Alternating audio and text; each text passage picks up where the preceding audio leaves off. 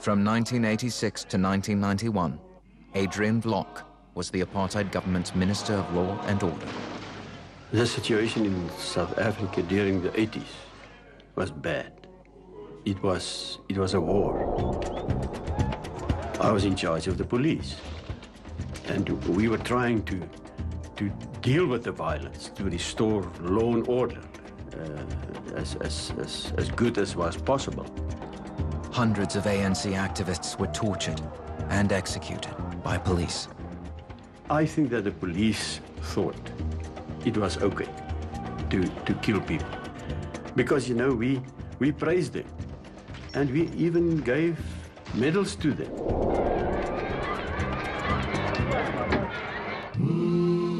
As the president of South Africa, Mandela offered amnesty in exchange for the truth. Anyone who confessed their sins would not be charged for their crimes. Adriaan Vlok was the only apartheid minister to ask for amnesty. I went before the Truth and Reconciliation Commission only after long and hard thought and discussions, because many people advised me not to do that, because they said, look, but you were only doing your job. And I said, that may be so. But fact of the matter was, I broke the law.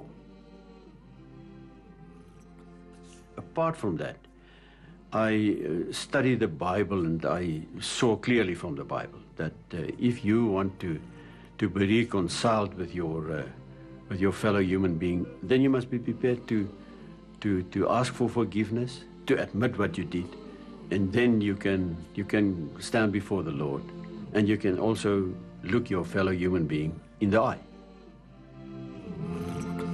Adriaan Vlok's testimony was a watershed moment for South Africa. But for him, it was just the beginning on the road to forgiveness. Years later, he would do something unthinkable for a former apartheid minister.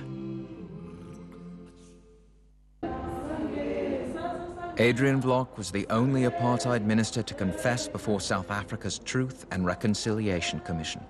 But Mandela inspired him to do more than speak the truth.